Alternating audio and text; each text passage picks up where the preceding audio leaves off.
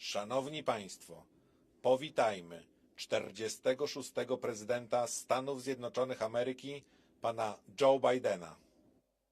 Ladies and gentlemen, please welcome the 46th President of the United States of America, Joe Biden. Freedom, freedom is you. You give it freedom, freedom. You give it freedom, I've been looking for. You give it freedom, freedom. You give it freedom, I've been looking for. You give it freedom, freedom. You give it freedom, I've been looking for. You give it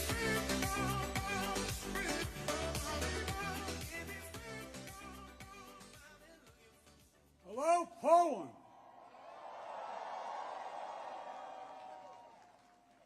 One of our great allies. President Duda, Prime Minister, Mr. Mayor, to all the former ministers and presidents, as well as mayors and Polish political leaders from all across the country, thank you for welcoming back to Poland. You know, it was nearly 1 year ago I spoke at the Royal Castle here in Warsaw, just weeks after Vladimir Putin had unleashed his murderous assault on Ukraine, the largest land war in Europe since World War II had begun, and the principles that have been the cornerstone of peace, prosperity, and stability on this planet for more than 75 years were at risk of being shattered. 1 year ago, the world was bracing for the fall of Kyiv. Well, I just come from a visit to Kyiv, and I can report Kyiv stands strong. Kyiv stands proud. It stands tall. And most important, it stands free. When Russia invaded, it wasn't just Ukraine being tested. The whole world faced a test for the ages. Europe was being tested. America was being tested. NATO was being tested. All democracies were being tested. And the questions we faced were as simple as they were profound. Would we respond, or would we look the other way? Would we be strong, or would we be weak? All of our allies, would be united or divided? 1 year later, we know the answer. We did respond. We would be strong. We would be united. And the world would not look the other way. We also face fundamental questions about the commitment to the most basic of principles. Would we stand up for the sovereignty of nations? Would we stand up for the right of people to live free from naked aggression? Would we stand up for democracy? 1 year later, we know the answers. Yes, we would stand up for sovereignty, and we did. Yes, we would stand up for the right of people to live free from aggression, and we did. And we would stand up for democracy, and we did. And yesterday, I had the honor to stand with President Zelensky in Kyiv to declare that we will keep standing up for these same things, no matter what.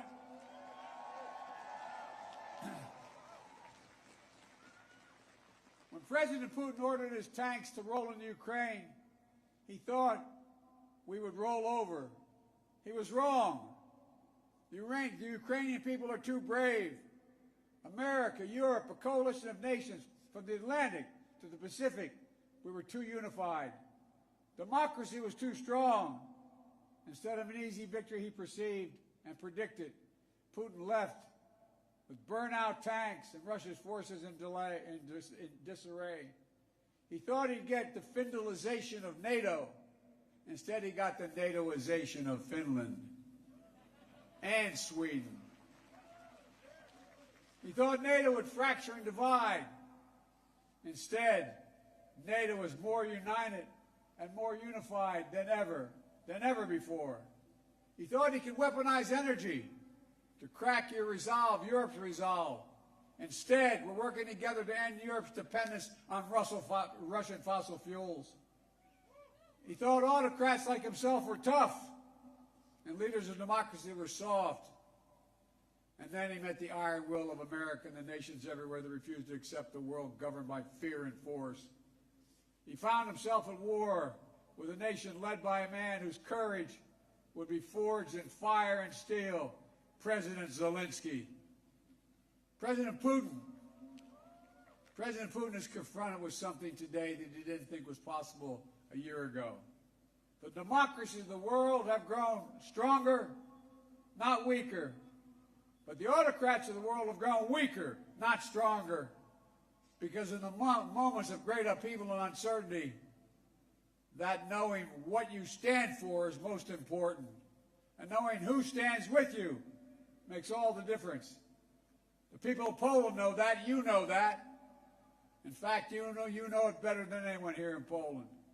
Because that's what solidarity means. Through partition and oppression, when the beautiful city was destroyed after the Warsaw Uprising, during decades under the iron fist of communist rule, Poland endured because you stood together. That's how brave leaders of the opposition and the people of Belarus continue to fight for their democracy. That's how the resolve of Moldovan people, the resolve of the people of Moldova to live in freedom, gained them independence and put them on the path to EU membership.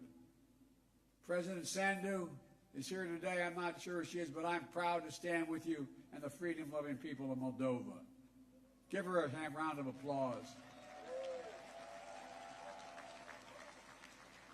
1 year into this war, Putin no longer doubts the strength of our coalition, but he still doubts our conviction. He doubts our staying power.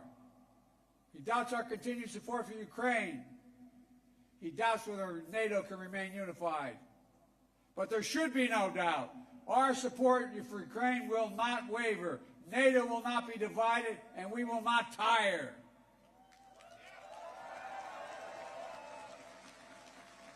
President Putin's craven lust for land and power will fail, and the Ukrainian people's love for their country will prevail.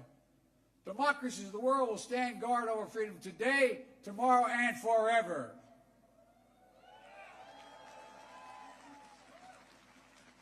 So that's what's at stake here. Freedom. That's the message I carried to Kyiv yesterday, directly to the people of Ukraine.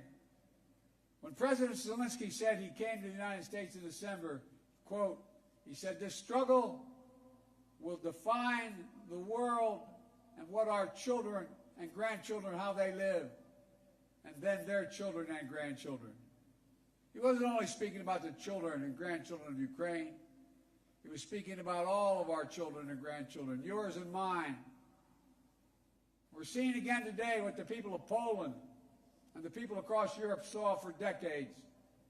Appetites of the autocrat cannot be appeased. They must be opposed.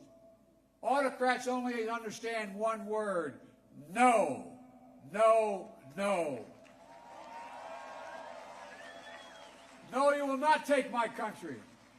No, you will not take my freedom. No, you will not take my future. And I'll repeat tonight what I said last year in this same place.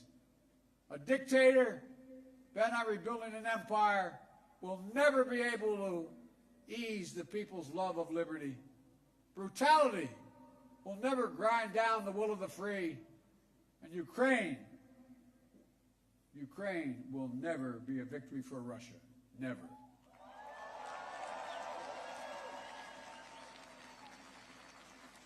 For free people refuse to live in a world of hopelessness and darkness. You know, this has been an extraordinary year in every sense. Extraordinary brutality from Russian forces and mercenaries. They've committed depravities, crimes against humanity, without shame or compunction. They've targeted civilians with death and destruction, used rape as a weapon of war, stolen Ukrainian children in an attempt to steal Ukraine's future, bombed train stations, maternity hospitals, schools, and orphanages. No one can turn away their eyes from the atrocities Russia is committing against the Ukrainian people. It's abhorrent. It's abhorrent. But extraordinarily, as well, has been the response of the Ukrainian people and the world. 1 year after the bombs began to fall, Russian tanks rolled into Ukraine. Ukraine is still independent and free.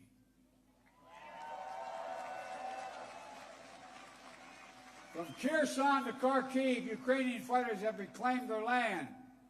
More than 50% of the territory Russia held last year. The blue and the yellow flag of Ukraine proudly waves once again. President Zelensky still leads a democratically elected government that represents the will of the Ukrainian people. And the world has already voted multiple times, including the United Nations General Assembly, to condemn Russia's aggression and support a just peace. Each time in the UN, that vote has been overwhelming. In October, 143 nations, the United Nations, condemned Russia's illegal annexation. Only four in the entire UN voted with Russia. 4. So tonight, I speak once more to the people of Russia. The United States and the nations of Europe do not seek to control or destroy Russia. The West was not plotting to attack Russia, as Putin said today. And millions of Russian citizens who only want to live in peace with their neighbors are not the enemy. This war was never a necessity. It's a tragedy. President Putin chose this war. Every day the war continues is his choice. He could end the war with a word. It's simple. If Russia stopped invading Ukraine, it would end the war. If Ukraine stopped defending itself against Russia, it would be the end of Ukraine. That's why together we're making sure Ukraine can defend itself. The United States has assembled a worldwide coalition of more than 50 nations to get critical weapons and supplies to the brave Ukrainian fighters on the front lines. Air defense systems, artillery, ammunition, tanks, armored vehicles. The European Union and its member states have stepped up with unprecedented commitment to Ukraine. Not just in security assistance, but economic and humanitarian refugee assistance and so much more. To all of you here tonight, take a moment, and I'm serious when I say this. Turn around and look at one another. Look at what you've done so far. Poland is hosting more than 1.5 million refugees from this war. God bless you. Poland's generosity, your willingness to open your hearts and your homes is extraordinary. And the American people are united in our resolve as well. All across my country, in big cities and small towns, Ukrainian flags fly from American homes. Over the past year, Democrats and Republicans in our United States Congress have come together to stand for freedom. That's who Americans are, and that's what Americans do. The world is also coming together to address the global fallout from President Putin's war. Putin tried to starve the world, blocking the ports in the Black Sea to stop Ukraine from exporting its grain, exacerbating the global food crisis that hit developing nations in Africa especially hard. Instead, the United States and the G7 and partners around the world answered the call with historic commitments to address the crisis and to bolster global food supplies. And this week, my wife, Jill Biden, is traveling to Africa to help bring attention to this critical issue. Our commitment is to the people of Ukraine and the future of Ukraine, a Ukraine that's free, sovereign, and democratic. That was the dream of those who declared Ukraine's independence more than 30 years ago, who led the Orange Revolution and the Revolution of Dignity, who braved ice and fire in the Maidan, and the Heavenly 100 who died there. and those who continue still to root out Kremlin's efforts to corrupt, coerce, and control. It's a dream for those Ukrainian patriots who fought for years against Russia's aggressions in the Donbass, and the heroes who've given everything, given their lives in the service of the beloved Ukraine. I was honored to visit their memorial in Kyiv yesterday, to pay tribute to the sacrifice of those who lost their lives, standing alongside President Zelensky. The United States and our partners stand with Ukraine's teachers, its hospital staff, its emergency responders, the workers in cities across Ukraine are fighting to keep the power on in the face of Russia's cruel bombardment. We stand with the millions of refugees of this war who found a welcome in Europe and the United States, particularly here in Poland. Ordinary people all across Europe did whatever they could to help and continue to do so. Polish businesses, civil society, cultural leaders, including the First Lady of Poland, who is here tonight, have led with the heart and determination, showcasing all that's good about the human spirit. Madam First Lady, we love you. Thank you all.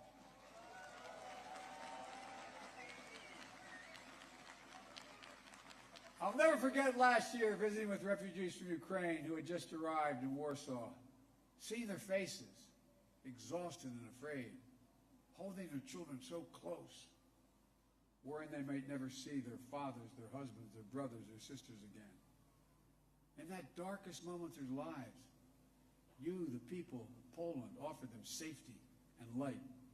You embraced them. You literally embraced them. I watched the looks on their faces.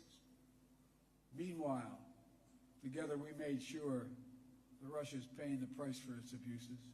We continue to maintain the largest sanction regime ever imposed in any country in history. And we're going to announce more sanctions this week together with our partners.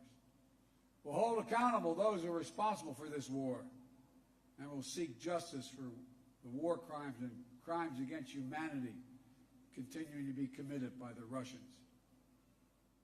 You know, there is much for us to be proud of over all that we have achieved together this past year.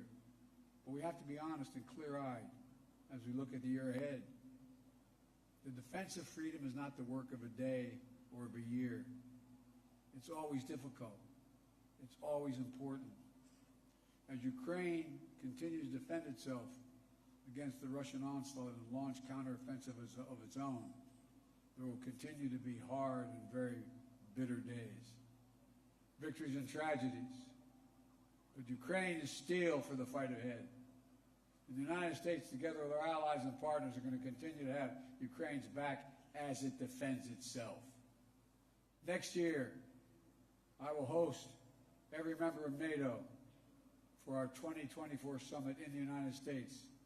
Together, we'll celebrate the 75th anniversary of the strongest defensive alliance in the history of the world, NATO.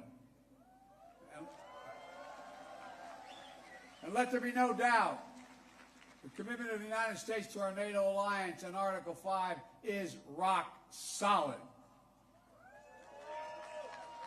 And every member of NATO knows it, and Russia knows it as well. An attack against one is an attack against all. It's a sacred oath. Sacred oath to defend every inch of NATO territory. Over the past year, the United States has come together with our allies and partners in an extraordinary coalition to stand against Russian aggression. But the work in front of us is not just what we're against. It's about what we're for. What kind of world do we want to build? We need to take the strength and capacity of this coalition and apply it to lifting up the lives of people everywhere, improving health, growing prosperity, preserving the planet, building peace and security, treating everyone with dignity and respect. That's our responsibility. The democracies of the world have to deliver it for our people. As we gather tonight, the world, in my view, is at an inflection point. The decisions we make over the next 5 years or so are going to determine and shape our lives for decades to come. That's true for Americans. It's true for the people of the world. And while decisions are ours to make now, the principles and the stakes are eternal. The choice between chaos and stability, between building and destroying, between hope and fear, between democracy that lifts up the human spirit and the brutal hand of the dictator who crushes it, between nothing less than limitation and possibilities, the kind of possibilities that come when people who live not in captivity but in freedom. Freedom. Freedom. There is no sweeter word than freedom. There is no nobler goal than freedom. There's no higher aspiration than freedom. Americans know that, and you know it. And all that we do now must be done so our children and grandchildren will know it as well. Freedom. The enemy of the tyrant and the hope of the brave and the truth of the ages. Freedom. Stand with us. We will stand with you. Let us move forward with faith and conviction and with an abiding commitment to be allies, not of darkness but of light, not of oppression but of liberation, not of captivity but, yes, of freedom. May God bless you all. May God protect our troops. And may God bless the heroes of Ukraine and all those who defend freedom around the world. Thank you, Poland. Thank you, thank you, thank you for what you're doing. God bless you all.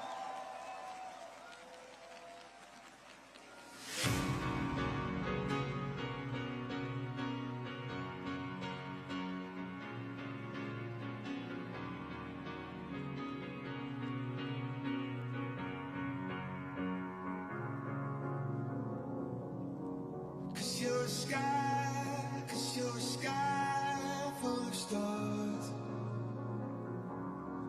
I'm gonna give you my heart. Cause you're a sky